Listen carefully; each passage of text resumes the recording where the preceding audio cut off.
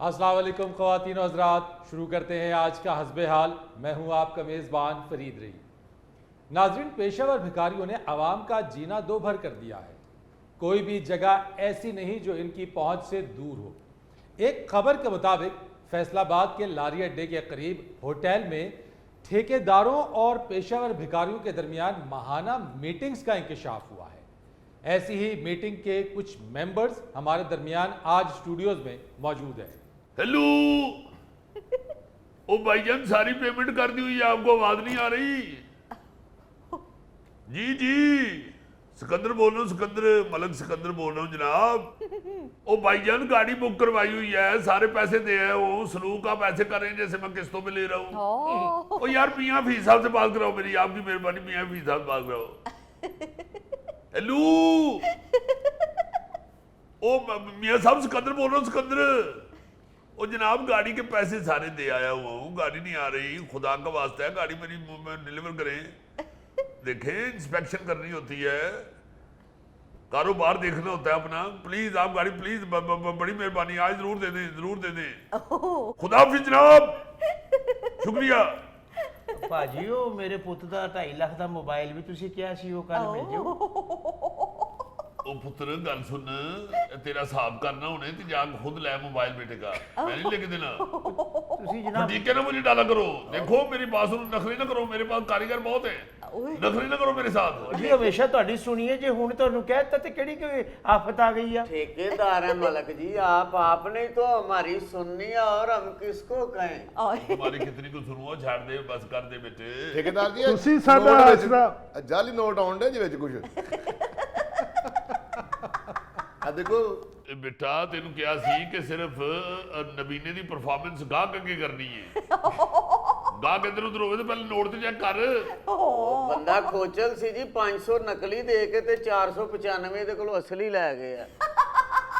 ओ यार, आपको इतनी देर में ये भी नहीं पता चला कि नोट कौन सा लेना है कौन सा नहीं लेना। मैं तो इशारे के परले पासे था, वो अन्ना बना हुआ, कोई बंदा तेज था जी। ਮੈਂ ਸਾਹਿਬ ਜੀ ਉਸ ਵੇਲੇ ਨਾ ਤੁਹਾਨੂੰ ਸੱਚੀ ਦੱਸਾਂ, ਮੈਂ ਨਾ ਪੱਕਾ ਸਿਗਰਟ ਪੀਤਾ ਸੀ, ਮੈਨੂੰ ਪਤਾ ਹੀ ਲੱਗਾ। सिकंदर ठेकेदार साहब, मुझे भी बताएं किस चीज की मीटिंग कर रहे हैं आप लोग? ओ क्या हाल है जनाब? ठीक ठाक? सॉरी मैं माफी चाहता हूँ, हम अपनी बातों में पड़ गए। आप ठीक ठाक है जनाब? हम तो ठीक ठाक हैं। इसमें भी ठेकेदारी निजाम मुतारिफ करा दिया। भीख मांगने के जो भिखारियों का नेटवर्क है उसमें भी ठेकेदारी निजाम। देखे फरीद साहब, अल्लाह के फजल से सिकंदर आपको जो बात कहेगा गलत नहीं कहेगा जी। 16 अन्य सच्ची बात करता हूँ। देखे, बात सुने, ये जो मुल्क है ना हमारा, ये उसका मुस्तकबिल बैठा हुआ है। अल्लाह ना करे इस मुल्क का मुस्तकबिल भिखारियों के हाथ में हो। ओ भाईजान, आप अपनी तारीख उठा के देखे ना, सबसे अहम जो चीज होती है हुकूमत के पास, वो मांगना ही तो होता है। आप ये देखिएगा, इंशाल्लाह ये मेरे कारीगरों में से ही आपको इसहाक डार, मिफ्ता इस्माइल, शौकत तरीन, ये सब सलमान शाह, सब इसी में से निकलेंगे। सब क्या इन्हां बात भाई कर रहे हैं आप? क्या बात कर रहे हैं आप? वाह पाजी वाह, गवर्नमेंट मंगे तो वो इमदाद है और हम मंगे तो भीख है। अब वो कोई और मामला है, उस मामले को अपने साथ क्यों जोड़ लो? शर्म आनी चाहिए तुम्हें। ये देखो मेरी बात सुनो, मैं कारीगर अपने आपके स्टूडियो में बेइज्जत कराने के लिए नहीं लेके आया। ये जरा सा नाराज हो जाए, काम मेरा खराब हो जाता है, आप जरा हाथ थोड़ा रखें, आपकी मेहरबानी है। ठेकेदार जी थोड़ी मजदूरी बताओ, बड़ी महंगाई हो गई है।